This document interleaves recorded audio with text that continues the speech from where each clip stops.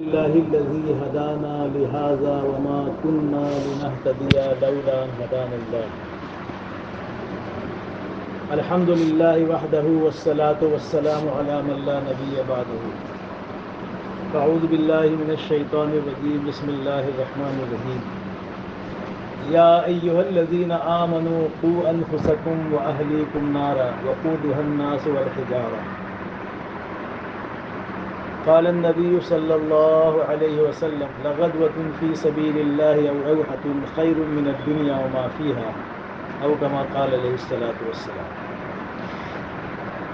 بات عرض کرنے سے پہلے یہ عرض کرنا ہے کہ سننے کی جو شرطیں ہیں اور جو آداب ہیں اس کے ساتھ سننے سے نفع ہو. ایک تو یہ ہے مسنون طریقہ کہ مل کر بیٹھنا، اس سنت کا ثواب ملے گا، اس لیے جس کے آگے جگہ ہے اس کو پر کر لے سنت کی نیت سے. مل کر بیٹھنا مسنون ہے. دوسرے دھیان توجہ سے سننا. بات کرنے والا کوئی بھی ہو، بات تو اللہ کی ہے یا اس کے نبی کی ہے تو اس کی عظمت دل میں ہو. کہنے والا کون ہے وہ نہ دیکھیں، کس کی بات ہے وہ دل میں اندر اس کی عظمت ہونی چاہیے. تو دھیان سے سننا ہے. ہر آنے والی خاتون کو دیکھو گی کون آ رہی ہے تو دھیان بار بار جو ہے وہ ہٹ جائے گا سننے کی طرف سے، اس لیے کہ جہاں نظر ہوتی ہے وہیں دھیان ہوتا ہے.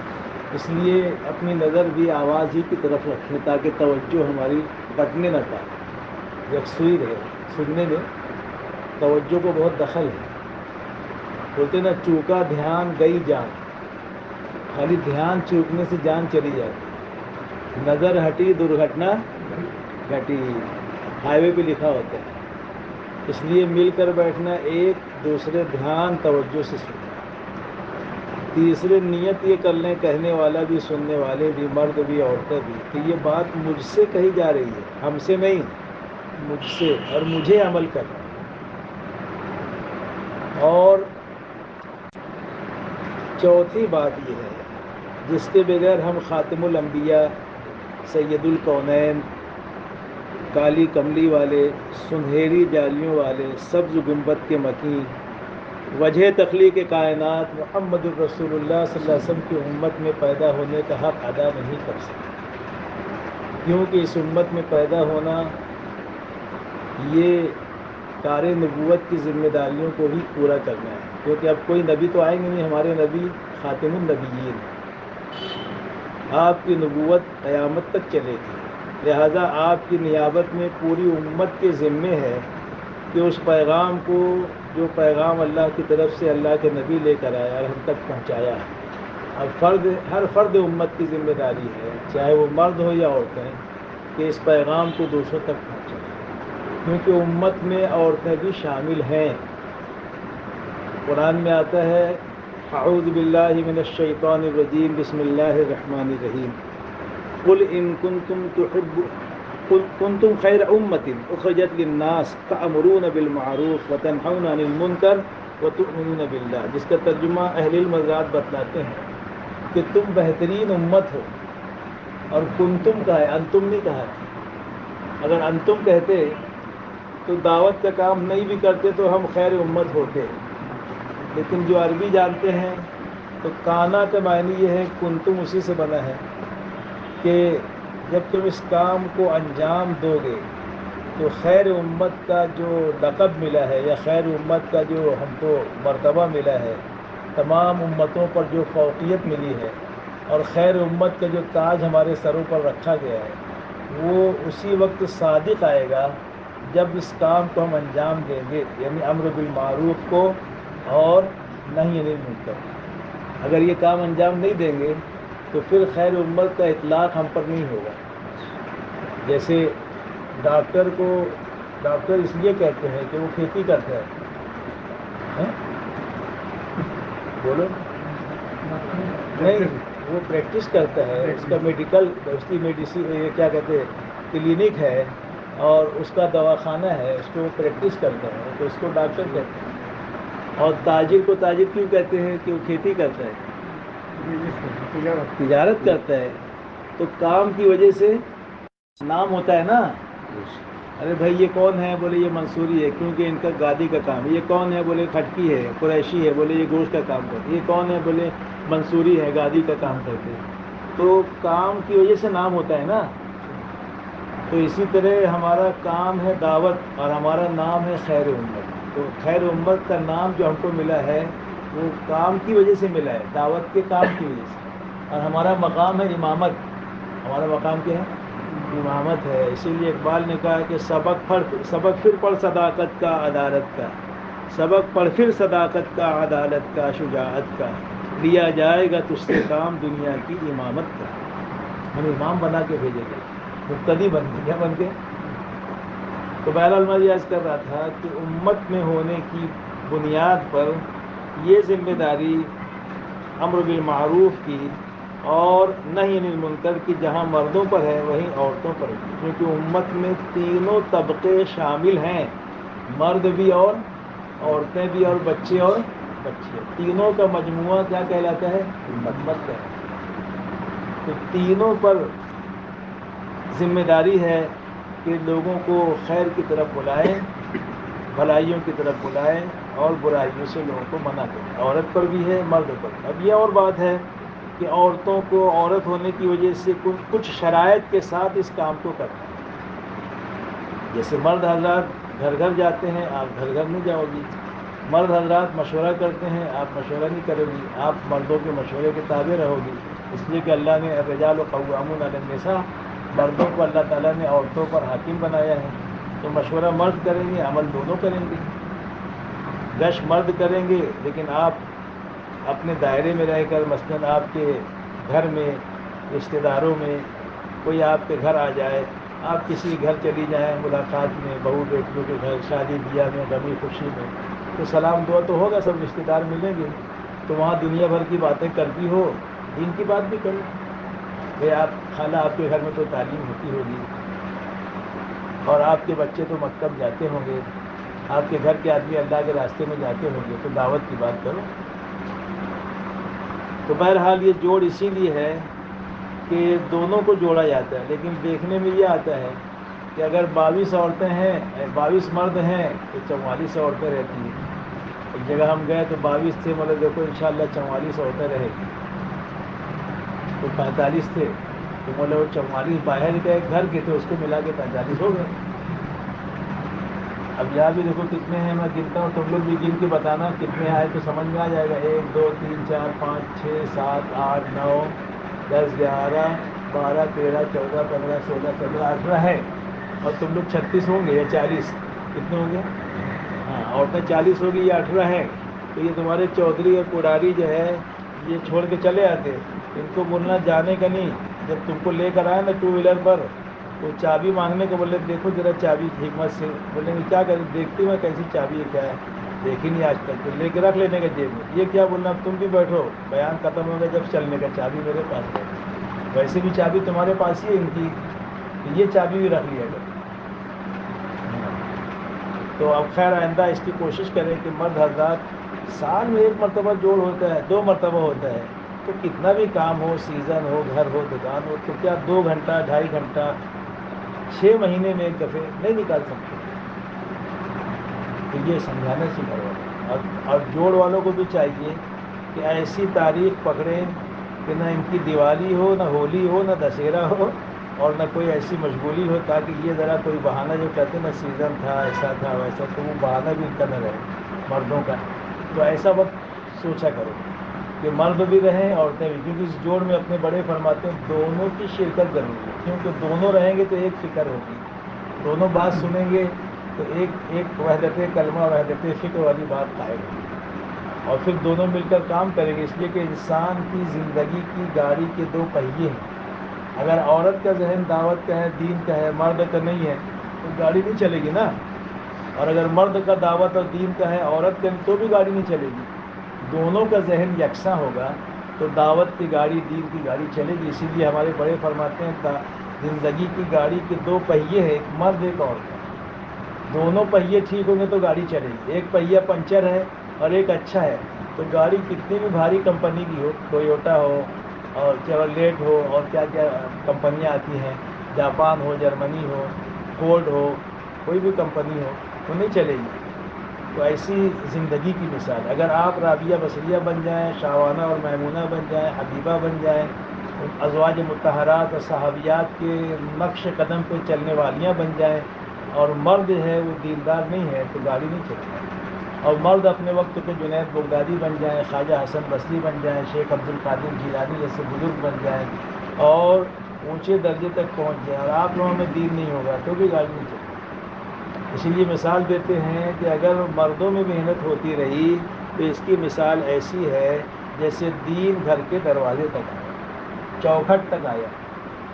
اور اگر عورتوں میں دین آ گیا تو یہ ایسا ہے جیسے دین گھر کے اندر داخل ہو گیا. ایک گھر میں اگر 5 افراد ہیں اور گھر کا مرد خالی لگا ہے دین کے کام میں، اور اس کی بوڑھی ماں، اس کی بیوی، اس کے 2 بچے، 4 لوگ گھر میں ہیں، اور چاروں میں گھر کی تعلیم نہیں ہے، نماز نہیں ہے، دین کی کوئی فکر یہ مرد نہیں کر رہا ہے، اپنا اکیلے دین کے کام میں جڑا ہے، سارے اعمال کر رہا ہے، تو اس گھر میں 20% دین ہے. اور یہ 4 لوگ جو ہے دین سے دور ہیں، انہیں 80% دین اس کے گھر میں نہیں ہے. اور آپ جڑ جاؤ گی تو 80% دین گھر میں آ جائے گا، پلس 20 تو ہے تو 100% ہو جائے گا. اور ہمارے کام کی منزل 100% امت میں 100% دین کا پوری حقیقت کے ساتھ قیامت تک زندہ ہونا، یہ ہماری منزل ہے، ہمارا ہدف ہے، اور یہ محنت منزل تک پہنچنے کا ذریعہ ہے. تو جب تک آپ شریک نہیں ہوگی تو 100% والا تصور قائم نہیں ہو سکتا، زندہ نہیں ہو سکتا. اگر 100% مرد دین کے کام میں لگ بھی جائے تو 33% دین زندہ ہو، 1/3. اور عورتیں دیندار ہوگی تو ان کے ذریعے آنے والی نسلوں میں دین آئے گا تو 2/3 دین زندہ ہوگا، 67%. اور 33% مرد ملائیں گے تو پلس کریں گے تو 100% دین زندہ ہو جائے گا. تو اس لیے آپ لوگ کے بغیر ناقص رہے گی دین کی محنت، تو تم لوگوں کی اہمیت بہت زیادہ ہے. ہاں، آپ لوگ شریک ہو جاؤ گی تو دین کمال تک پہنچ جائے گا، یعنی کامل ہو جائے گا. بلکہ چند ایسی چیزیں ہیں جو عورتوں کے کام میں لگے بغیر وجود میں آنا بظاہر ممکن نہیں ہے. نمبر 1، گھر کا ماحول دعوت اور عبادت کا نہیں بن سکتا اگر عورتیں دین کے کام میں شریک نہیں ہوں. دعوت اور عبادت کا ماحول عورتوں کے دیندار بننے پر موقوف ہے. عورتوں کی دینداری پر گھر کا ماحول دعوت کا اور عبادت کا بنے گا، کیونکہ آپ کا وقت زیادہ گھر میں گزرتا ہے. مرد تو باہر کاروبار دکان میں رہتے ہیں، آپ گھر میں رہ کے اعمال کرو گی، اشراق، چاش، صلاۃ التسبیح، بچوں کو قرآن سکھاؤ گی، دین سیکھو گی، سکھاؤ گی. یعنی گھر میں ایک اچھا ماحول آپ بنا سکتی، کیونکہ آپ کا تو گھر ہی یعنی کیا کہتے ہیں، آپ گھر کی رونق ہے، رونق خانہ ہے. کیا ہے؟ عورتیں رونق خانہ ہے. لیکن آج کل رونق مجلس ہو گئی ہیں. کیا ہو گئی ہیں؟ رونق مجلس سمجھتا ہے، یعنی باہر نکل گئی گھر سے، آپ تو رونق خانہ ہے. اور ابھی بھی گھر میں اگر گھر والی نہیں ہوتی ہے تو گھر میں سناٹا لگتا ہے. یہ شوہر تمہارے یہاں نا بیٹھے ہیں، ان کو سمجھ میں آتا ہے جب تم لوگ نہیں رہتی ہو نا تو ان کو لگتا ہے اسے گھر اجڑا ہے، بولے قبرستان بن گیا بولے. یعنی آپ لوگ رونق خانہ ہو، گھر کی رونق ہو عورتیں، تو آپ لوگوں سے گھر رونق رہتی ہے گھر میں، اور اعمال بھی ہوں گے.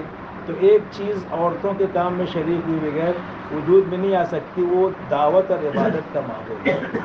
تو اس کام کے ذریعے یہ بھی چاہا جا رہا ہے کہ جس طرح مسجدوں کو مرد حضرات 24 گھنٹہ آباد رکھیں دعوت اور عبادت سے، تو ایسی عورتیں اپنے گھر کو دعوت اور عبادت سے معمور رکھیں. کبھی تسبیح پڑھ رہی ہیں، کبھی نماز، کبھی اشراق، کبھی چاش، کبھی تلاوت، کبھی بچوں کو قرآن سکھا رہی ہیں، کبھی خود قرآن پڑھ رہی ہیں، کبھی تسبیح پڑھ رہی ہیں، کبھی آئی ہوئی بہنوں کو دعوت دے رہی ہیں، کبھی تعلیم ہو رہی ہے 5 اعمال کے ساتھ، کبھی کوئی بہر آ گئی اس سے آپ دعوت کی بات کر رہی ہے. تو یہ 24 گھنٹہ آپ کا گھر دعوت اور عبادت سے بھر جائے گا. اور آج ہمارے گھر اعمال سے خالی ہو گئے، چیزوں سے بھر گئے. کباٹ ہونا، صوفہ سیٹ ہونا، کرسی ہونا، قالین ہونا، فریج ہونا، کپڑا سلنے کی مشین ہونا، کپڑا دھونے کی مشین ہونا، سارے گھر میں جگہ بھر گئی ہے چیزوں سے.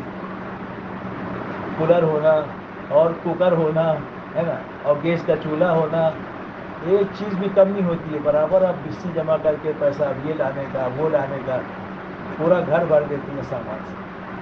اور صحابہ کے زمانے میں گھر چیزوں سے خالی تھے، اعمال سے بھرے ہوئے.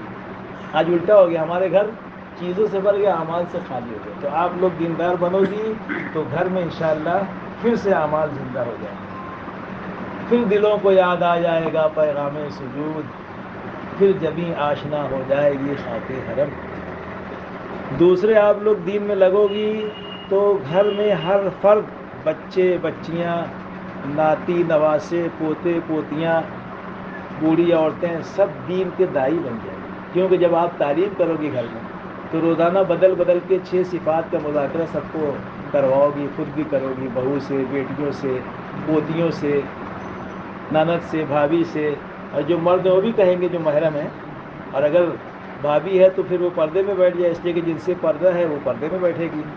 اگر دیور کی تعلیم ہے، جیٹھ کی تعلیم ہے تو بھابھی جو ہے پردے میں بیٹھے گی، اور بھابھی کی تعلیم ہے تو دیور اور جیٹھ بھی بیٹھیں گے. وہ اپنی تعلیم دوسرے وقت میں اپنے اہل و عیال کے ساتھ کر لیں، باقی سب رہیں گے. تو گھر کا ماحول جو ہے ہر فرد داعی کب بنے گا؟ جب آپ گھروں میں تعلیم کرو گی. تو عورتیں ہی زیادہ اہتمام سے تعلیم کریں گی، کیونکہ مرد کبھی 3 دن چلے گئے، کبھی چلے میں چلے گئے، کبھی تقاضے کے دیہات میں چلے گئے، تو اس دن وہ نہیں رہ سکیں گے. تو آپ کو ہی تعلیم سنبھالنا رہے گی، تو زیادہ وقت آپ کا گھر میں گزرے گا. تو بلا ناگہ تعلیم کرنے کا سبب آپ بنو گی، کیونکہ آپ ہر وقت گھر میں رہو گی. تو اس سے کیا ہوگا؟ گھر کا ہر فرد داعی بنے گا. روز 6 نمبر جب بولیں گے تو 6 نمبر جب سب کو یاد ہو جائے گا تو جب بھی کہیں جائیں گے تو ان کے پاس مٹیریل ہے دعوت دینے کا، ہے نا. تو بات کریں گے کہیں بھی جائیں گے، دیکھو دین زندگیوں میں آئے گا تو ہم کامیاب ہوں گے، اور دین جو ہے محنت سے آئے گا، اس کے لیے ایمان پر محنت کرنا ہے، نماز پر محنت کرنا ہے، علم پر. تو یہ سب بات ان کو یاد رہے گی تو بولیں گی تو سب داعی بن جائیں گے. اور تیسری چیز، عورتیں جب دین کے کام میں لگتی ہیں تو بڑی مدد کرتی ہیں مردوں کی، بلکہ سلائی کر کے، محنت کر کے بولتی تم جاؤ میرے پاس بھی کچھ پیسہ ہے یہ لے جاؤ اللہ کے راستے. یعنی عورتیں بھی پیسہ دیتی ہیں جب ان کا دین کا ذہن بنتا ہے. ہاں، گھڑی لگا لگا کے 500-500 کے نوٹ رکھتی ہو، کیسے لگا کے معلوم ہے؟ چھوٹی گھڑی.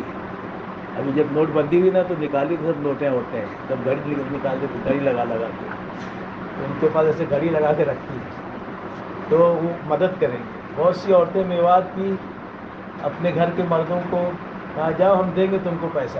بولے پیسہ نہیں ہے کیسے جاؤں؟ تو بولے 1000 خرچہ، 500 کا تم انتظام کرو، 500 کا میں کرتی ہوں.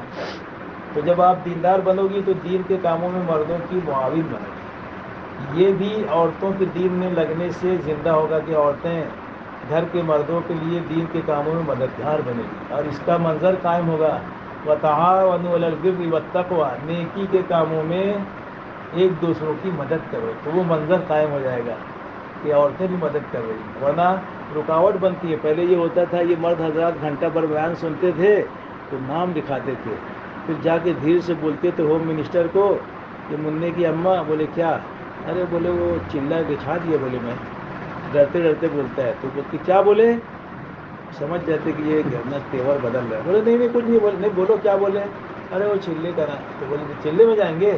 یہ بچوں کو بھی لے کے جاؤ، میں چلی مائکے. ایسے بولتی تھی عورتیں. تو پھر وہ 1 گھنٹے کے بیان پہ پانی پھر جاتا تھا. پھر یہ بولتے تھے نہیں میں ایسے ہی لکھا دیا. تو عبدالحمید بہت پیچھے پڑے تھے، ایاز بھائی بہت پیچھے، تو پیچھے چھوڑانے کے لیے لکھا دیا تھا. بولے میں نہیں جاؤں گا، نہیں تو فکر مت کر. ایسے ڈر کے بولتے ہیں. لیکن اب الحمدللہ یہ نہیں بولتے تو آپ بولتے نہیں میرے کو چلے میں جانے کا ہے، میرا عشرہ لگ گیا اور تمہارا 4 مہینہ لگا نہیں ابھی. اب تم 4 مہینہ لگائیں گے تو ہی میں چلے میں جا سکتی نا، کیونکہ جو محرم جائے گا آپ کے ساتھ چلے میں تو اس محرم کا 4 مہینہ لگا ہوا ہونا چاہیے. اب اس کا چلے ہی لگا ہے تو آپ بولو گے دیکھو میرا چلہ اب رکا ہے، تم جلدی سے 4 ماہ جا کے آؤ، مالیگاؤں کا اجتماع ہونے والا ہے، اور 1 دسمبر کو نہیں 1 نومبر کو ہی چلے جاؤ. پہلے جلدی جاؤ گے، جلدی جا کے آ جاؤ گے تو میرا چلہ بھی لگ جائے گا. تو کتنے اس میں ایسے بیٹھے ہیں اور کتنے مرد کی کاروباری ہے کہ ان کی عورتوں کی وجہ سے وہ 4 مہینہ لگائے اور پھر چلے میں گئے.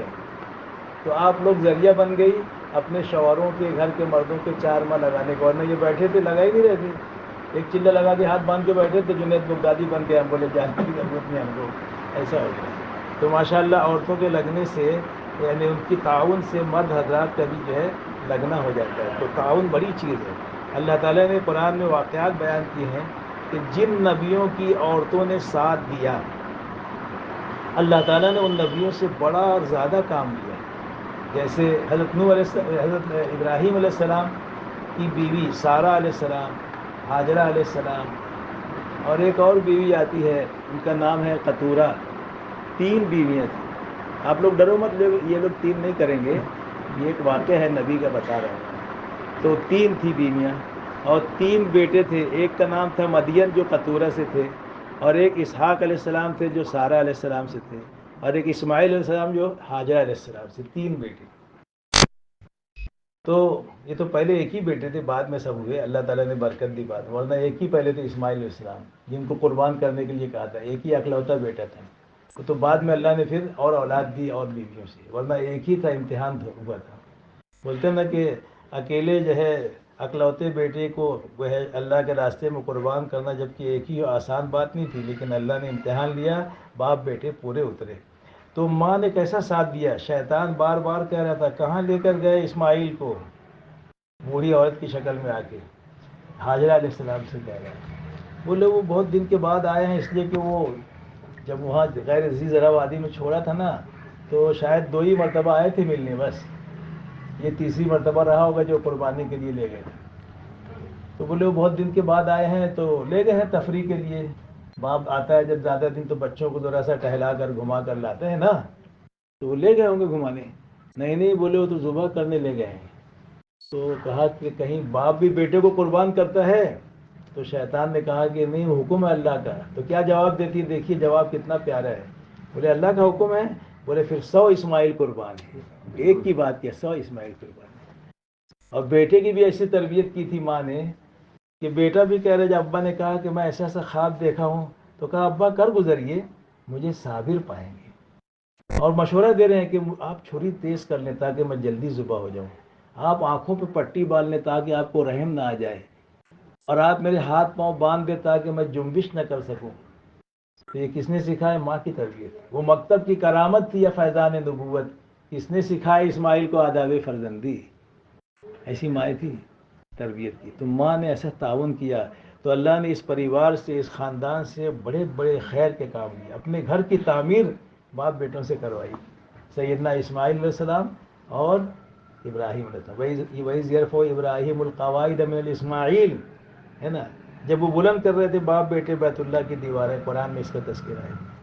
اور مقام ابراہیم، صفا مروہ کی سعی، زمزم، مینا میں شیطانوں کو کنکریاں مارنا، عید الاضحیٰ کے موقع پہ ہر سال قربانی کرنا، یہ سب اس خاندان کی یاد کو تازہ کرتا ہے. اللہ نے ایسا کام لیا. جب عورت نے ساتھ دیا شوہر کا، اور بیٹے نے بھی، تینوں نے تعاون کیا اللہ کے دین اور دین کی محنت میں، تو اللہ نے اس خاندان سے یہ کام لیا. اور پھر اس قربانی کی برکت سے ابراہیم علیہ السلام نے ہاتھ اٹھا کے دعا کی، اے اللہ میری نسل میں ایسا نبی پیدا کر، ہے نا، کہ جو تیرے نام کو دنیا میں بلند کرے، اور ایسی امت پیدا کر جو دین کو دنیا میں زندہ کرتی. یہ ہم ان کی دعا کا صدقہ ہے. ہمارے نبی اور یہ امت ابراہیم علیہ السلام کی قربانی اور ان کی دعا کا صدقہ ہے. دوسرا واقعہ سن رہے کہ سو گئے نا. یہ عورتیں سو جاتی ہے، بولے چل جائے تو تمہارا بیان، ہماری نیند بھی ہو جائے گی، تمہارا بیان بھی چلتے رہے گا. دیکھو آنکھ کھلی رکھو. اور ہم یہ کہہ رہے ہیں کیسے سننا، یہ سن لو. نیند کب آتی ہے؟ جب آپ ٹیک لگا لو گی نا، تو یہ دیوار میں مستری نے نیند بھی بھری ہے، معلوم ہے؟ آپ دیکھے نہیں تھے. اور مقناطیس، لوہا چمک، کیا بھری ہے اس میں؟ لوہا چمک. آ جاؤ پانی لگا پانی.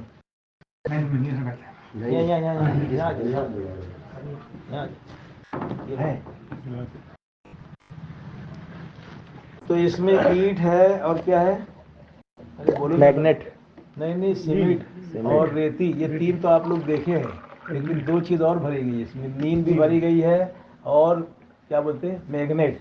تو جو دیوار سے بیٹھتے وہ چپک جاتے دیوار سے، تھوڑی دیر کے بعد چوتھے آسمان پہ انہیں سو جاتے. اس لیے کیا کرنا ہے؟ ٹیک نہ لگائیں اور سر نہ جھکائیں. سر جھکا کے سننے سے بھی نیند آ جاتی ہے، اور آنکھ بند کر کے سننے سے بھی نیند آ جاتی ہے. اور گھٹنوں کو پکڑ کے بیٹھنے سے بھی جھٹکا آتا نیند کا، تو 2 کو لے کے گرتے، ایک دائیں ایک بائیں ایسے. برابر ہے. اس لیے آنکھیں کھول کر اور گھٹنے چھوڑ کر، اور ٹیک نہ لگائیں اور سر نہ جھکائیں. سنیں گے سوتے ہوئے سب؟ ہاں بول رہے ہیں جاگتے ہوئے سنیں. تو میں یہ کہتا کہ 2 نبیوں کا واقعہ سن لو. ایک تو ابراہیم علیہ السلام کا سنا، دوسرا واقعہ ہمارے نبی حضرت محمد صلی اللہ علیہ وسلم کا واقعہ کہ آپ نے جب نبوت ملی تو پھر ہرا سے آئے اتر کر پوری کارگزاری حضرت خدیجہ رضی اللہ تعالیٰ عنہ کو سنائے. راستے میں کہیں نہیں رکے، آپ پر بوجھ تھا. گھر آئے، جس کو مسدس حالی میں مولانا حالی نے لکھا ہے، اتر کر ہرا سے سوئے قوم آیا، اتر کر ہرا سے سوئے قوم آیا، اور ایک نسخہ کیمیا ساتھ لایا، مفاسد کا زیر و زبر کرنے والا، قبائل کو شیر و شکر کرنے والا. وہ بجلی کا کڑکا تھا یا صوت ہادی، عرب کی زمین جس نے ہلا دی، عرب کی زمین جس نے ساری ہلا دی. وہ نبیوں میں رحمت لقب پانے والا، مرادیں غریبوں کی بر لانے والا، اپنے پرائے کا غم کھانے والا. آپ نے آ کر سنایا کارگزاری. تو یہ حدیث کہلائی جو آپ نے سنایا تھا کہ میرے ساتھ یہ معاملہ ہوا. اور پھر قرآن سنایا، 5 آیتیں اتری. اعوذ باللہ من الشیطان الرجیم، بسم اللہ الرحمن الرحیم. اقرا بسم ربک الذی خلق، خلق الانسان من علق، اقرا وربک الاکرم الذی علم بالقلم، علم الانسان ما لم یعلم. 5 آیتیں. بسم اللہ کے ساتھ 6 آیتیں. کتنی؟ 6 آیتیں. اور 6 مرتبہ اللہ کے نبی نے جنات لوگوں کو بھی دعوت دی ہے، اور 6 دن میں اللہ نے کائنات کو بنایا ہے. اور تبلیغ والوں کے بھی 6 نمبر ہے. کیا ہے؟ 6 کا حساب ہے. پھر اس کے بعد حضرت خدیجہ رضی اللہ عنہا نے تسلی دی کہ آپ کیوں گھبراتے ہیں، آپ تو یتیموں کی مدد کرتے ہیں، بیواؤں کی مدد کرتے ہیں، مہمان نوازی آپ کے اندر ہے، آپ کے اخلاق بہت اچھے ہیں. صفات بیان کی.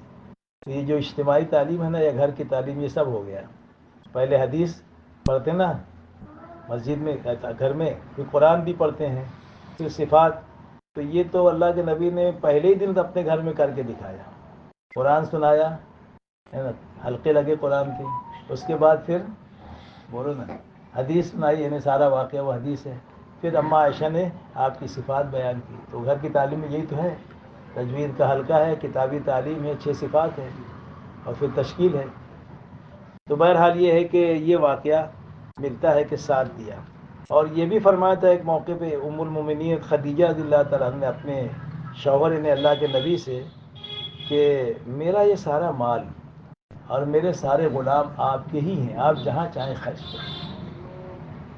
اتنی بڑی مالدار خاتون تھی کہ ان کا مکان سندل کی لکڑیوں کا تھا. کتنا تھا؟ اور 2 منزلہ کسی کا نہیں تھا، ان کا 2 منزلہ مالے والا مکان. اور مکہ مکرمہ کی بڑی تاجرہ تھی، مالدار ترین خاتون تھی.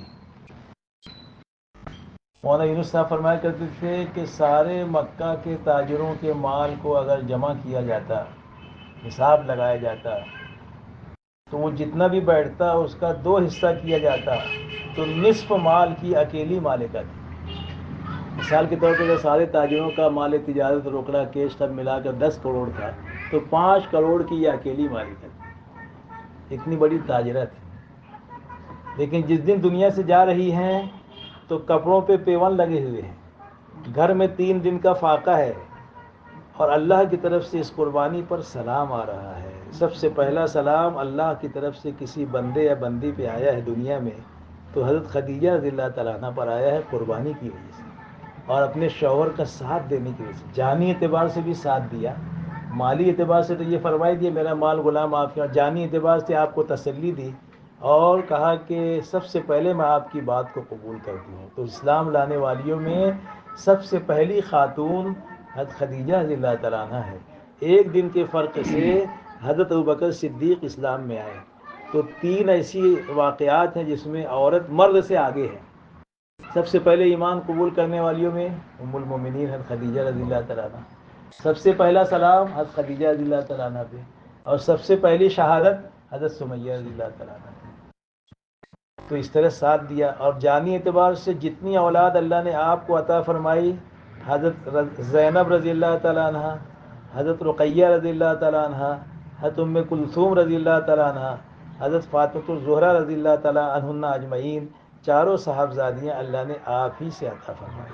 اور جو بچپن میں بچے انتقال کر گئے، طیب، طاہر، مطہر یا قاسم، 3 یا 4 بیٹے بچپن میں انتقال کر گئے، یہ بھی حضرت خدیجہ سے اللہ نے دیے۔ ایک بیٹے ابراہیم تھے جو ماریہ قبطیہ آپ کی باندی سے اللہ نے دیے تھے، اور 2 سال کی عمر میں انتقال کر گئے تھے۔ تو گویا جانی مالی اعتبار سے خدیجہ نے آپ کا پورا تعاون کیا۔ دیگر ازواج مطہرات نے بھی آپ کا ساتھ دیا، آپ کے ساتھ اسفار میں بھی گئی ہیں اللہ کے راستے میں۔ حضرت عائشہ رضی اللہ تعالیٰ عنہ غزوہ بنی مشتلق میں شریک رہیں، حدیبیہ میں ام سلمہ ساتھ میں رہیں، اور 3 الگ الگ مواقع پر میمونہ ساتھ میں رہیں۔ پہلے سفر میں نکاح، دوسرے سفر میں رخصتی، تیسرے سفر میں وصال، یہ واقعہ حیات الصحابہ موجود ہے۔ اسی طرح ایک سفر میں حضرت عائشہ رضی اللہ تعالیٰ احد میں ساتھ میں رہیں، اور پیاسوں کو پانی پلا رہی ہیں، دوڑ دوڑ کر مشکزوں میں پانی لا کر۔ حضرت انس فرماتے ہیں میں نے اماں عائشہ کو دیکھا اور میری والدہ کو دیکھا احد کے اندر یہ پیاسوں کو پانی پلا رہی ہے۔ تو پیش رہی اللہ کے راستے میں ازواج مطہرات۔ مفتی محمد شفیع صاحب معرف القرآن میں لکھتے ہیں کہ 3 ازواج مطہرات پورے قرآن کی حافظہ تھیں، حضرت عائشہ صدیقہ رضی اللہ تعالیٰ عنہ، حضرت ام سلمہ رضی اللہ تعالیٰ عنہ، اور حضرت حفصہ رضی اللہ تعالیٰ عنہ، تینوں۔ اسی طرح اس امت کی سب سے بڑی عالمہ، سب سے بڑی محدثہ، سب سے بڑی مفتیہ حضرت عائشہ رضی اللہ تعالیٰ۔ حضور فرماتے ہیں نصف علم، اور ایک روایت کے مطابق 1/3 علم میں عائشہ سے سیکھو، اور نصف علم یا 2/3 میرے صحابہ سے سیکھو۔ اتنی بڑی عالمہ تھی۔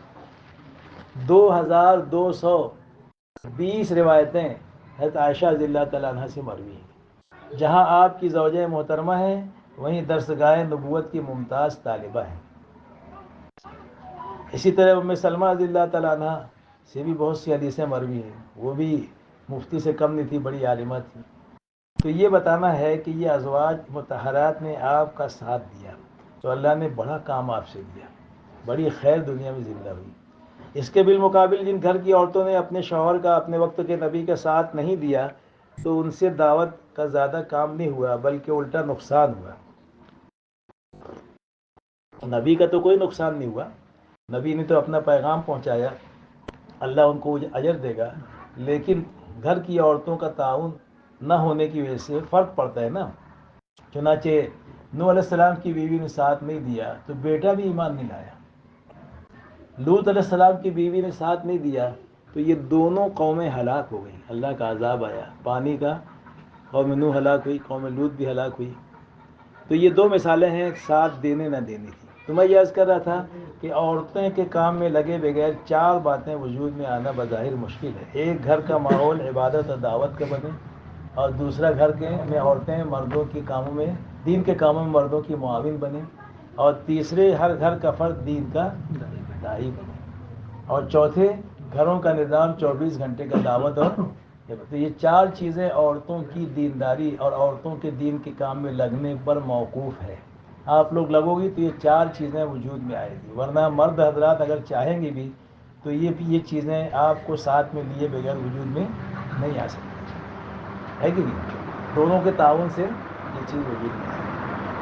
اور پھر ایک بات یہ بھی عرض کرنا ہے کہ عورتوں میں اللہ تعالیٰ نے وہ خوبیاں رکھی ہیں جو دعوت کے کام کے لیے ضروری ہے۔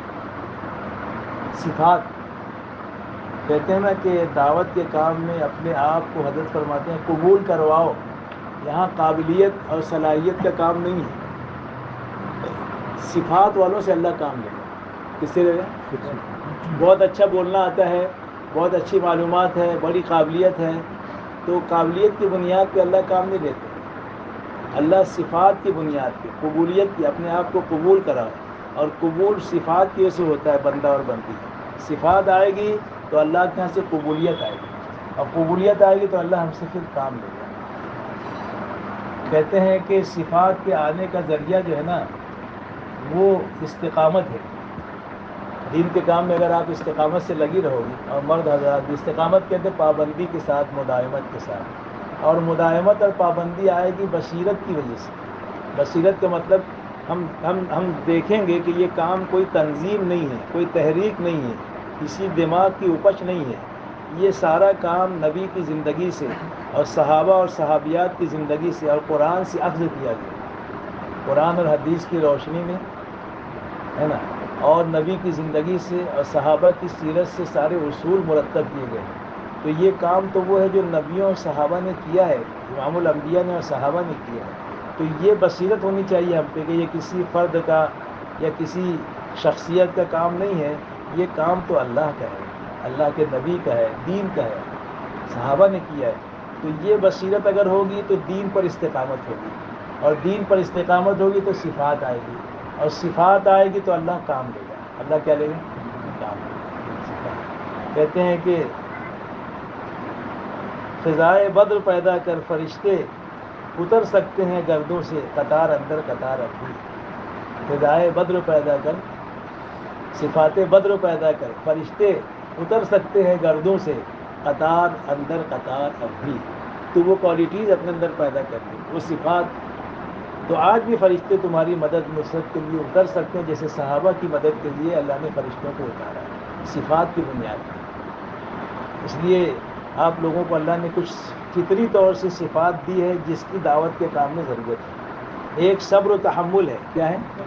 صبر و تحمل، اور دعوت کے کام میں اس کی ضرورت ہے۔ بغیر صبر و تحمل کے اس میں جمنا مشکل ہے۔ انبیاء کی صفات میں سے ہے صبر و تحمل۔ اس لیے اللہ نے نبیوں سے بکریاں چروائی ہیں تاکہ ان کے اندر تواضع بھی آئے، مسکنت بھی آئے، اور صبر و تحمل بھی آئے، کیونکہ بکریوں کے سمیٹنے میں بہت زیادہ صبر کرنا پڑتا ہے۔ ایک بکری کو ادھر سے ہانک کے لاؤ تو ایک ادھر سے بھاگتی ہے، ایک ادھر سے بھاگتا ہے، تو اس کو سمیٹنا مشکل ہوتا ہے، غصہ بھی آتا ہے، اور ڈنڈے سے مار بھی نہیں سکتے، ماریں گے تو مال اپنے ہی ہے، ٹانگ ٹوٹے گی، زخمی ہوگی تو نقصان میرا ہی ہوگا، مار بھی نہیں سکتے۔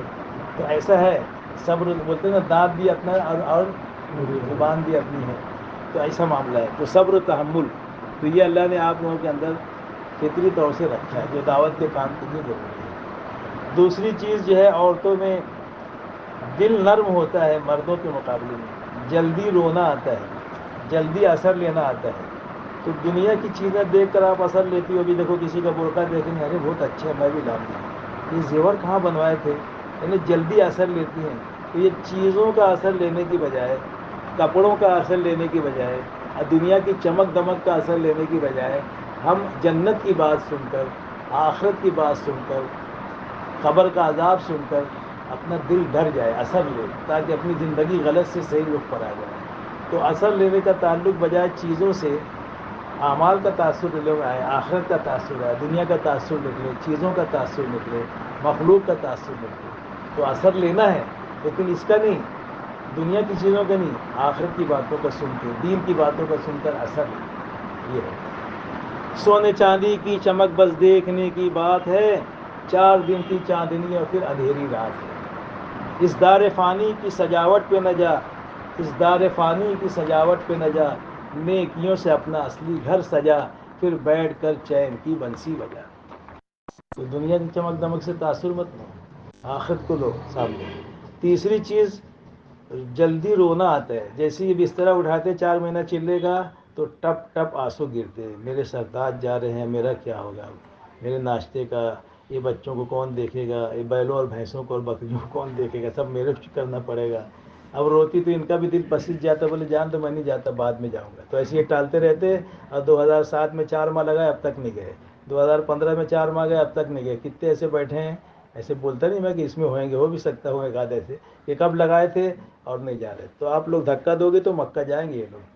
تو ذرا جب یہ جائے تو رویا مت کرو، مسکراتے ہوئے بھیجا کرو، جاؤ جنت میں ہم کو انشاءاللہ ساتھ میں رکھے گا۔ دنیا کی جدائی کیا ہے، یہ تو عارضی ہے، اور جنت میں اللہ ہمیشہ رکھے گا۔ تھوڑی سی قربانی دو گے۔ فاطمہ کو جنت کی عورتوں کا سردار اسی لیے بنایا گیا نا کہ علی اللہ کے راستے میں جاتے تھے، حسن حسین کو یہ سنبھالتی تھی، فاقے بھی آتے تھے، لیکن صبر و تحمل سے کسی کو شکوہ شکایت نہیں کی، تو اللہ نے جنت کی عورتوں کا سردار بنایا قربانی کی وجہ سے۔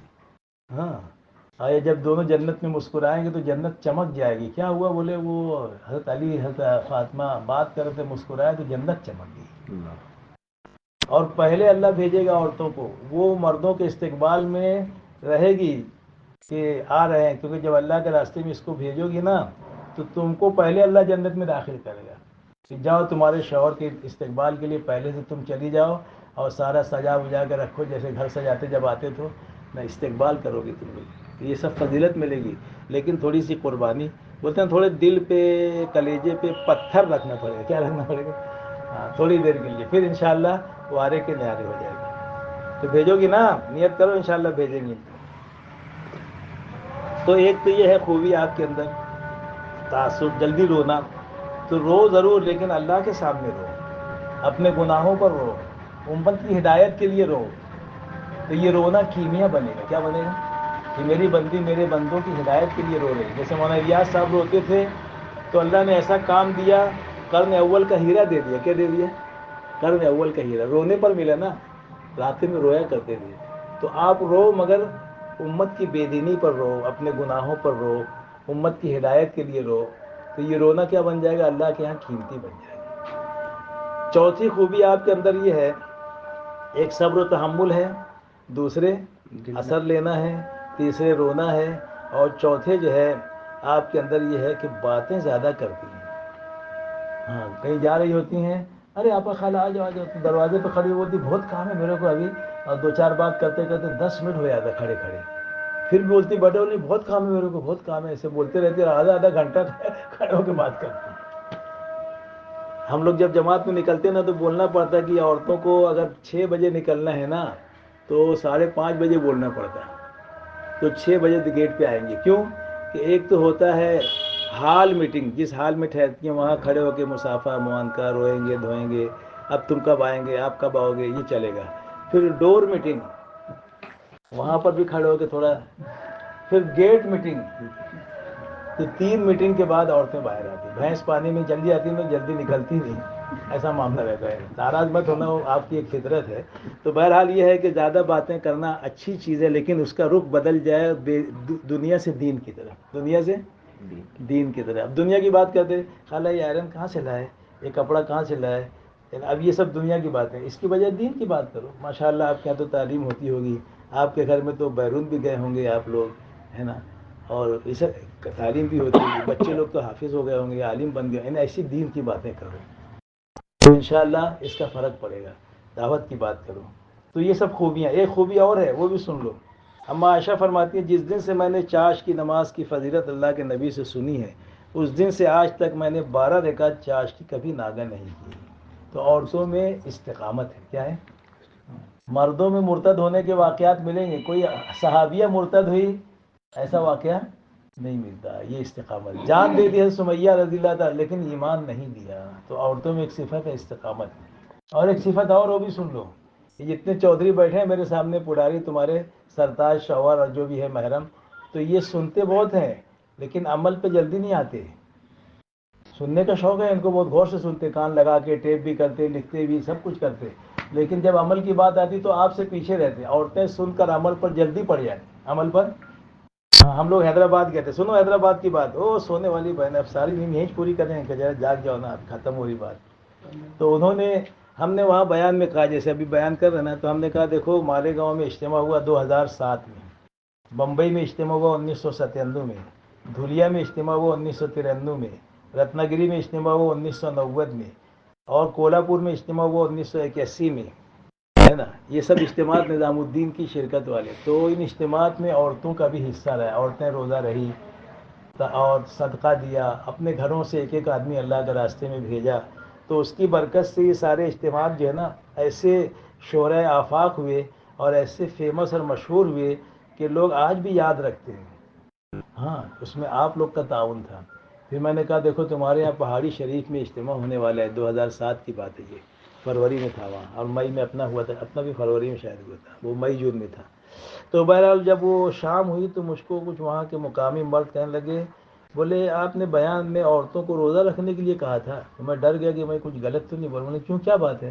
ارے بولے سب بول رہی ہیں کہ کل میرے کو سحری کرنے کا ہے، تھوڑا پاؤ سے دودھ بڑھا کے لانا، تھوڑا سا دہی لے کے آ جانا، تھوڑا سا گلاب جامن لے آنا، یعنی کچھ نہ کچھ چیزیں منگا رہی ہیں، بریڈ لے کے آنا۔ تو میں سمجھا کہ دیکھو عورت نے بیان سنی اور نیت کر لی کہ کل ہی روزہ رکھیں گے، اور اپن ہوتے بولتے ابھی کیا جلدی ہے، رکھیں گے نا پھر جمعرات کو رکھیں گے، پھر یہ مرد لوگ ایسے بولتے، اور تم لوگ دیکھو سنے اور دوسرے دن عمل شروع کر دیا۔ تو یہ خوبی ہے عورتوں میں کہ جلدی عمل پر پڑ جاتی ہے اور استقامت ہے. تو آپ لوگ لگو گی تو انشاءاللہ کام کی رفتار بڑھ جائے گی.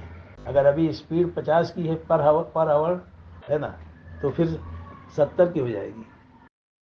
اور ہو رہی ہے ماشاءاللہ آپ لوگ کے لگے. ایک جگہ ایک جماعت گئی مستورات کی، تو پائلٹ کی بیوی آ گئی تعلیم میں. دیکھیں عورتوں کی جماعت بھی آنے لگ گئی. دیکھنے گئی تھی تماشا، لیکن وہ حلقے میں جب بیٹھی تو عورتیں فکر مند تھیں. اس طرح کی باتیں کی کہ اس کے دل میں بات آئی مجھے بھی 3 دن جانا ہے. تو تعلیم میں رہی، بیان سنی، گھر جا کے کہتی اپنے شوہر سے کہ اب اس گھر میں وہ نہیں ہوگا جو اب تک ہو رہا تھا. بولے کیا ہو گیا؟ بولے نہیں چھٹی لو 3 دن کی چلنے کا. بولے جماعت میں اب ان کی تشکیل کوئی کر نہیں سکتا تھا. پائلٹ تھے وہ. پائلٹ کی تشکیل کر پائیں گے تم؟ پائلٹ ہوائی جہاز چلانے والا ہے. وہ گھر والے نے تشکیل کی، چھٹی لیا گیا وہ. تو اس کی کارگزاری یہ آئی کہ پہلے پلین چلاتا تھا تو کچھ بھی ایسا ٹی وی وی جو بھی ایسا یعنی لایا نہیں کرتے ہوئے. لیکن اب جب وہ وقت لگ گیا تو اب وہ اعلان کرتا ہے بھائی نماز کا وقت ہو گیا ہے، کسی کو نماز پڑھنا ہے تو کیبن میں آ جائے، میں بھی نماز پڑھنے جا رہا ہوں، قبلے کا رخ اس طرف ہے، ایسے بولتا ہے. اور اب جاتے آتے جوہانسبرگ کا تھا وہ، ساؤتھ افریقہ کا، اور جاتا تھا پلین لے کے جرمنی فرنکفورٹ. تو بولے اب میں جانے آنے میں 15 پارے کی تلاوت کر لوں. کتنے پارے؟ تو وہ عورت ذریعہ بن گئی اس پائلٹ کے دین کے کام میں لگ گئی. تو عورتوں نے بڑا کام کیا. حضرت اکرمہ کے اسلام میں آنے کا ذریعہ آپ کی اہلیہ بنی ہے. جب وہ مکہ فتح ہوا تو بھاگ گئے تھے تہامہ کے ساحل تک. تو ان کی بیوی نے اللہ کے نبی سے کہا کہ اللہ کے نبی میرے شوہر کے لیے آپ امن دے دیجئے، میں ان کو سمجھا بجھا کے لے کر آتی ہوں تاکہ وہ بھی ایمان لے آئیں. تو اللہ کے نبی نے بطور امانت کے اپنی چادر دی اور امن دیا. پھر وہ غلام کے ساتھ گئی. پھر بڑی مشکل سے آئے، آنے کو تیار نہیں تھے، پھر لے کر آئے. پھر وہ کلمہ پڑھے. پھر انہوں نے دیکھا کہ میں نے اسلام کے مٹانے میں بہت طاقت لگائی ہے، اب میں اسلام قبول کر لیا ہوں، تو اب جتنا میں نے اسلام کے مٹانے میں اپنا طاقت لگائی، جان مال لگائی، اب اس کے سربلندی اور سرسبزی اور شادابی میں اتنی طاقت لگاؤں گا. چنانچہ اپنے پورے خاندان کی تشکیل کی. پوری 80 افراد یا 80 گھرانے. بڑے چودھری کے لڑکے تھے نا، ابو جہل کے لڑکے تھے. تو 80 گھرانوں کے ساتھ نکلے ہیں. اور حضرت عمر بن عبدالعزیز رحمۃ اللہ کے زمانے خلافت میں مختلف جگہ محنت کرتے کرتے کچھ اپنی انتقال ہو گئے فطری، کچھ شہید ہو گئے، یعنی سب کی قبریں بن گئی. 2 بچے تھے ان کے زمانے میں 80 افراد میں سے 80 گھرانے میں. تو حضرت عمر بن عبدالعزیز رحمۃ اللہ نے دونوں کا نکاح پڑھا دیا تاکہ اس خاندان کی نشانی اور نسل باقی ہو. اتنی بڑی قربانی عورت کے اکاؤنٹ میں جائے گی. 3 خلفائے راشدین کا اسلام عورت کے اکاؤنٹ میں جائے گا. حضرت عمر رضی اللہ تعالیٰ عنہ، حضرت عثمان غنی رضی اللہ تعالیٰ عنہ، حضرت علی کرم اللہ وجہہ، تینوں خلفاء ہدایت میں آئے. عورتوں کا اس میں ہاتھ رہا ہے. حضرت عمر کی اسلام لانے میں بہن کا حصہ ہے، نبی کی دعا بھی ہے. اور حضرت عثمان کی اسلام میں حضرت خدیجہ کا حصہ ہے، اور ان کی خالہ کا بھی حصہ ہے. حضرت عثمان کی حضرت خدیجہ ان کی خالہ کی سہیلی تھی، ان سے کہتی تھی عثمان سے کہو اپنے بھانجے سے اسلام قبول کرنے کو. دونوں کی فکر محنت پر حضرت عثمان تک دعوت پہنچی. اس میں صدیق اکبر نے بھی محنت کی، اللہ تعالیٰ نے ہدایت کی. حضرت علی حضرت خدیجہ رضی اللہ تعالیٰ عنہ کی کفالت اور پرورش میں تھے، وہ بھی اسلام میں آئے. تو یہ 3 خلفائے راشدین کا اسلام عورت کیا تھا. حضور پاک صلی اللہ علیہ وسلم کے ذریعے جو خیر پہنچی ہے، علماء فرماتے ہیں حضرت خدیجہ رضی اللہ تعالیٰ عنہ کا بھی برابر کا حصہ ہے. کیوں کہ جان بھی لگایا، مال بھی لگایا، آپ کو تسلی بھی دی. تو جو خیر آپ کے ذریعے سے آئی اس میں حضرت خدیجہ کا بھی حصہ ہے. اسی طریقے سے طلحہ ابن عثمان ابن طلحہ، یہ دونوں اسلام میں آئے، ان کی گھر والیاں ذریعہ بنی. حضرت عمرو ابن جموع غزوہ احد میں شہید ہوئے، ان کی بیوی نے ان کی تشکیل کی کہ میں دیکھ رہی ہوں کہ آپ اپنے آپ کو اللہ کے راستے میں جانے سے بچا رہے ہیں. تھوڑا سا ان کو اکسایا تو انہوں نے جوش میں آ کے کہا اللہم لا تردنی الی اہلی، کہ اللہ مجھے میرے اہل و عیال کی طرف نہ لوٹائیے. کتنا بجے ٹائم لگے گھر ہی رکھے تھے، 4 ہو گئے کیا؟ ہمیں تو سمجھے گا نہیں تو مغرب ہو جائے گی. ہاں تو یہ میں عرض کر رہا تھا کہ یہ عورتوں کا حصہ ہے، صحابیات کی قربانیاں. یہ واقعات آپ کو اس لیے بتا رہا ہوں. اسی طریقے سے غزوہ بدر کے اندر اللہ کے نبی جب جانے کی تیاری میں تھے تو ام ورقہ ابن نوفل جو بوڑھی عورت ہیں وہ کہہ رہی ہے کہ اللہ کے نبی مجھے بھی اجازت دے بدر میں چلنے کی، میری تمنا ہے کہ میں اللہ کے راستے میں شہید ہوں۔ شہادت کی تمنا، بوڑھی عورت۔ احد میں ابھی آپ نے سنا کہ اماں عائشہ رضی اللہ تعالیٰ عنہ اور انس ابن مالک کی والدہ ام حکیم رضی اللہ تعالیٰ عنہ، یا ام جو بھی نام ہوگا، تو وہ شریک تھیں اور پیاسوں کو پانی پلاتی ہیں۔ خیبر میں ام زیاد رضی اللہ تعالیٰ عنہ 6 عورتوں کے ساتھ شریک تھی۔ حضور نے فرمایا تم یہاں کیسے؟ تو سونے والے ہو، خیبر کی لڑائی چل رہی، تم سو رہے ہو۔ خیبر تم یہاں کیسے؟ کہا کہ اللہ کے نبی ہم اون بننا جانتے ہیں، جنگ میں اس کی ضرورت پیش آئی، ہم پیاسوں کو پانی پلائیں گے، زخمیوں کی مرہم پٹی کریں گے، مجاہدین کو دشمن سے لڑنے کے لیے تیر اور تلوار دیں گے، اور جو مجاہد میدان چھوڑ کے بھاگے گا اس کو میدان کی طرف واپس لوٹائیں گے، پیاسوں کو پانی پلائیں گے، بھوکوں کو ستو گھول کر پلائیں گے۔ تو اپنے کرنے کے کام گنوا دیے تو اللہ کے نبی نے ان کو ٹھہر جانے کی اجازت دی۔ ام عمارہ رضی اللہ تعالیٰ اپنے شوہر کے ساتھ، بیٹوں کے ساتھ حدیبیہ میں، خندق میں، احد میں، احزاب میں، یمامہ میں، عمرۃ القضا میں 6 غزوات میں شریک۔ حضرت خنسہ رضی اللہ تعالیٰ 4 بیٹوں کے ساتھ، یہاں تو ایک گیا تو بولے بیٹا گیا نا، بولے اسے آئے گا تو پھر میں جاؤں گا، ایسے بولتی ہوئی پرانی بولے، اور وہاں 4 کو لے کے چلی گئی، 4 بیٹوں کو، گھر خالی کر دیا، اور اپن سب کو دنیا میں لگا کے رکھے، ایک کو بھیجتے، اور وہ لوگ ایک کو رکھتے تو سب کو بھیجتے، اپن الٹے ہو گئے، سب الٹا کرتے، 4 کو لے کے چلی گئی، 4 شہید ہو گئے۔ کیسی ہمت والی عورتیں تھیں۔ اور ایک ہماری ہمت ہے کہ بھیجنے کو پتہ نہیں، بولے کیا کھا رہا ہوگا، کہاں رہ رہا ہوگا بیٹا، اس کی فکر میں روتے رہتی ہے۔ حالانکہ اللہ کے راستے میں تو عافیت سے رہتے ہیں سب، ماشاءاللہ، مسجدوں میں رہتے ہیں، گھر میں بھی پنکھے نہیں ہوں گے جیسے مسجدوں میں پنکھے مل جاتے، اے سی مل جاتی ہے نا، گھر میں بھی یہ سہولت نہیں جو مسجدوں میں آج سہولت ہے، تو بھی ہم ان کی فکر کرتے ہیں۔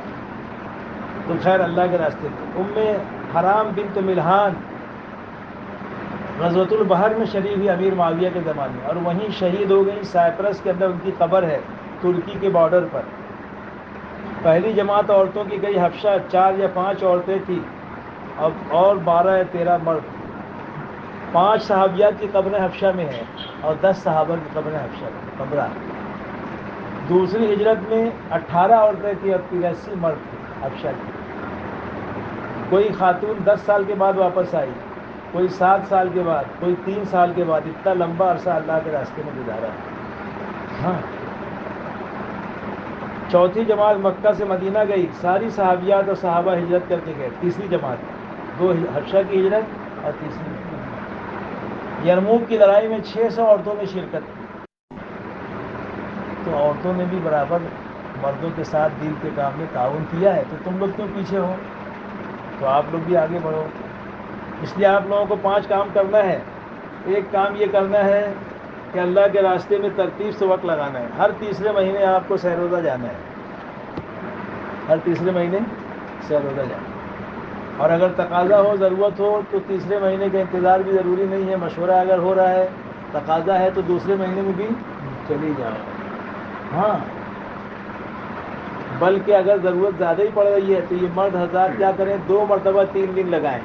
ایک دفعہ مردوں میں چلے جائیں تاکہ کسی کو یہ موقع نہ رہے کہ تم خالی عورتوں میں کیوں جاتے ہو، ورنہ میں 3 دن مردوں میں لگا کر ایکسٹرا 3 دن جا رہا ہوں عورتوں کے ساتھ۔ تو ہر مہینے 3 دن جا سکتے ہیں جتنے بیٹھے ہیں۔ اس کا راستہ یہ ہے، وائٹ راستہ، بلیک بھی نہیں ہے، 2 نمبر والا راستہ نہیں ہے، وائٹ راستہ ہے نا، کہ آپ ایک مرتبہ مردوں میں جاؤ، ایک مرتبہ عورتوں میں جاؤ، ہو گیا۔ کوئی نہیں بول سکتا کہ عورتوں کو کے ساتھ نہیں جاؤ، ورنہ آخری درجے میں تیسرے مہینے تو ضرور جاؤ۔ کیا کرو، یہ نہیں لے جائے تو تم ان کے پیچھے پڑ جاؤ کہ آج کھانا نہیں پکے گا، بائیکاٹ۔ کیوں؟ بولے 3 دن چل نہیں رہے، 3 مہینہ ہو گیا، ایک دن میں سیدھے ہو جائیں گے۔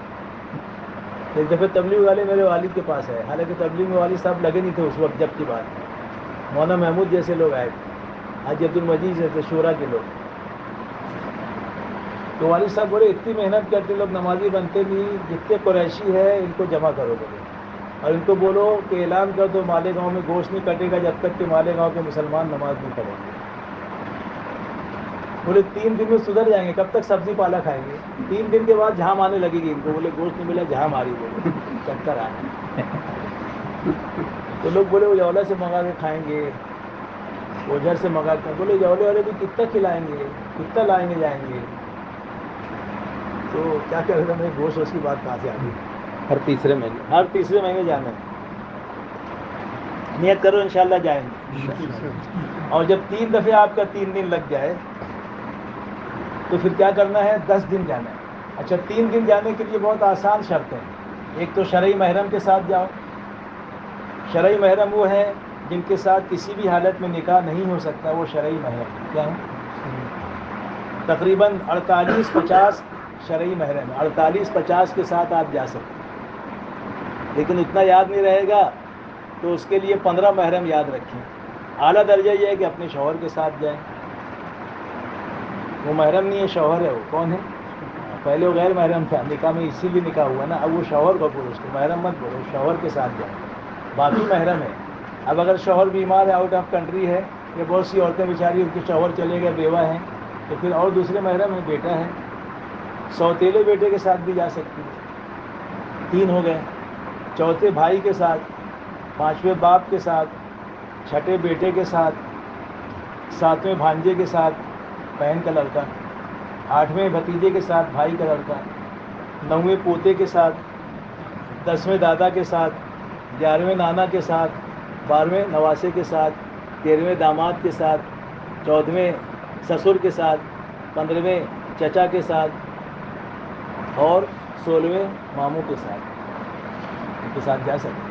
لیکن اگر غیر شادی شدہ ہے تو ماما کے ساتھ جانے میں, چچا کے ساتھ جانے میں, ابا کے ساتھ جانے میں امی ساتھ میں رہے, ماما کے ساتھ جانے میں مامانی ساتھ میں رہے, چچا کے ساتھ جانے میں چچی ساتھ میں رہے, نانا کے ساتھ جانے نانی ساتھ میں رہے, دادا کے ساتھ تو دادی ساتھ میں. لیکن اب یہ کہا جا رہا ہے کہ زیادہ اچھا یہ کہ بچیاں جو غیر شادی شدہ ہیں وہ صرف ماں باپ کے ساتھ جائیں.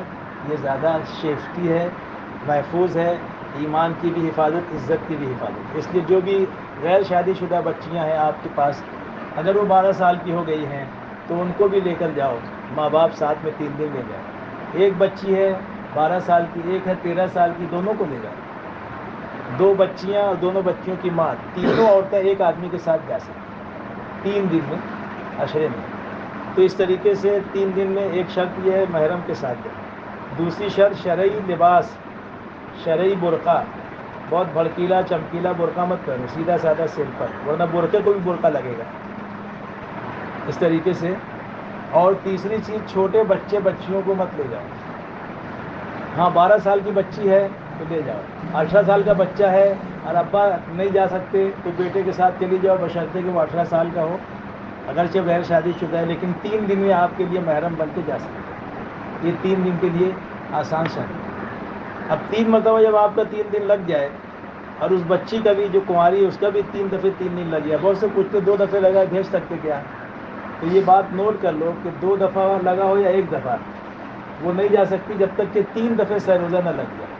اس لیے جس کا 2 دفعہ لگا ہے تیسرا 3 دن لگوا لو, پھر 10 دن میں لے جاؤ. جس کا 1 دفعہ لگا 2 مرتبہ اور سہروزہ لگواؤ, پھر عشرے میں لے کر چلے جاؤ. تو 3 مرتبہ 3 دن لگ جائے, چاہے غیر شادی شدہ بچی ہو چاہے شادی شدہ خاتون ہو, تینوں کے لیے یہی شرط ہے. عشرے میں جانے کے لیے دونوں کے لیے یہی شرط ہے کہ 3 دفعے سہروزہ. اب عشرے میں جاؤ. اب عشرے میں جانے کے لیے وہ خاتون عشرے میں جائے گی جس کا 3 مرتبہ 3 دن لگا ہے, ایک. دوسرے شرعی محرم کے ساتھ جائے گی. کیسے جائے گی؟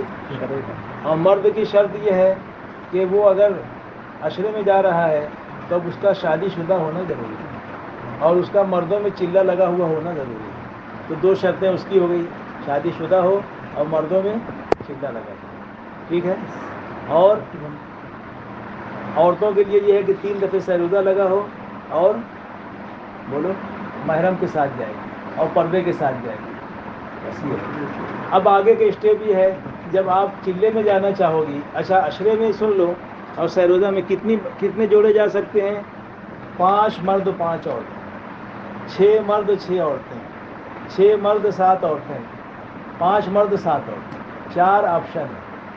5 مرد 5 عورتیں, 6 مرد 6 عورتیں, 6 مرد 7 عورتیں, 5 مرد 7 عورتیں. یہ عشرے میں بھی اور 3 دن. لیکن جب چلے میں جاؤ گی تو 5 مرد 5 عورتیں, 5 مرد 5 عورتیں، ایک خاتون کا اضافہ ہو جاتا ہے کبھی کبھی کہ ایک کے ساتھ بیوی بھی آ گئی، ماں بھی آ گئی، تو 6 عورتیں بھی ہو سکتی ہیں چلے میں، 5 مرد اور 6 عورتوں کی بھی اجازت ہے۔ اب جب بیرون جاؤ گی 2 دفعے چلہ لگ جانے